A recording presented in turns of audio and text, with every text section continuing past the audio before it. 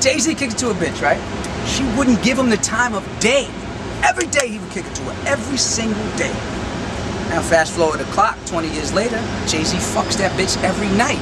And I ain't talking about a woman, I'm talking about this business. 50 Cent kicked it to this bitch. She would fucking not even fuck with this nigga. She'd always cover her tits and never let her see his ass. Fast forward the clock 10 years later, Jay's fucking 50 Cent gets his dick sucked by her every day. I ain't talking about a woman, I'm talking about this business. Kanye West used to kick it to this bitch. She would laugh at him every time in his face. Get the fuck out of here. Now Kanye West fucks that bitch in the ass every night. And I ain't talking about a woman, I'm talking about this business. Pain in the ass. Used to kick it to this bitch all the time. Did all this shit for her. Bought her shit. Showed her respect. Nothing. Now fast forward the clock to now. Pain in the ass fucks that bitch from the back every night. And I ain't talking about none of your business.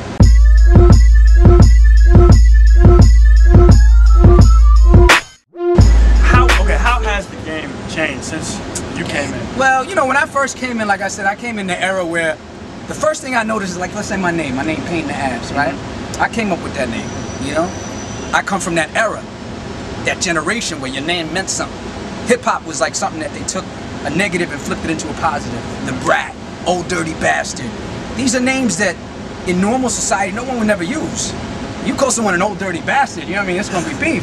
Yeah, you call an old white man, you fucking old dirty bastard. You know, you call a chick, you fucking brat. Or you call someone, oh, he's a pain in the ass. The average person is gonna get angry. But in hip-hop, we're able to take the negative and flip it into the positive. That's why with the N-word, there's a lot of problems. Like, they're like, well, how can I use that word? You know, but that's what we're doing. We're taking the negativity and flipping it into a positive thing. Of course, that word is a derogatory word. It's terrible. Same thing with bitch. That's why I just said that metaphor of, I was talking about bitch, I was talking about this business. This business could be a bitch, and I'm not talking about that in the sense of a female dog like you would call a woman. I'm talking about just a bitch. Like, life can be a bitch sometimes. Treat you harsh, you know what I mean? So what you gotta do, you gotta fuck that bitch, right? You gotta treat it like a bitch, like what it is, you know?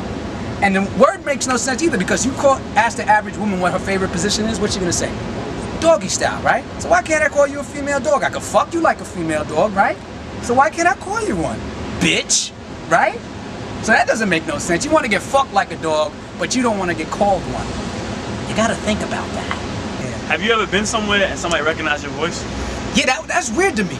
That is the weirdest thing that ever happened to me. I'll be walking. I don't know if they know my face and they're just saying I heard your voice somewhere, but they'll be like, I'll be walking and talking to my man or something.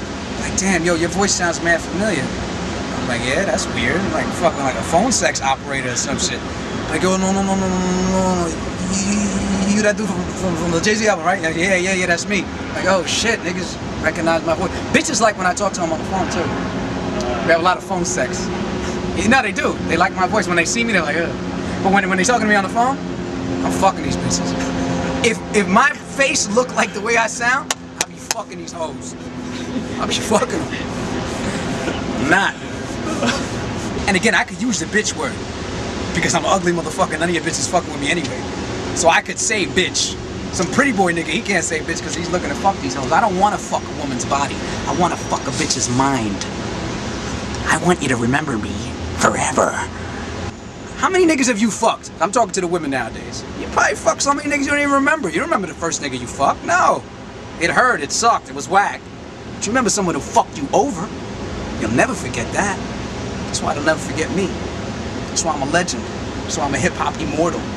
I don't like hip-hop, I live hip-hop. You know what that means? It means when I walk down the street, everything I do, everything I say is related to this shit. See that? That's real talk. That's real talk. That's why I've never went anywhere. You know how much shit I've ruined for myself? And I don't give a fuck. I'm proud of what I've done. If I was on the streets selling drugs, I would be the same way. If I was working at Wendy's, I would be the same pain in the ass. I would fuck up shit and I would spit in your shit.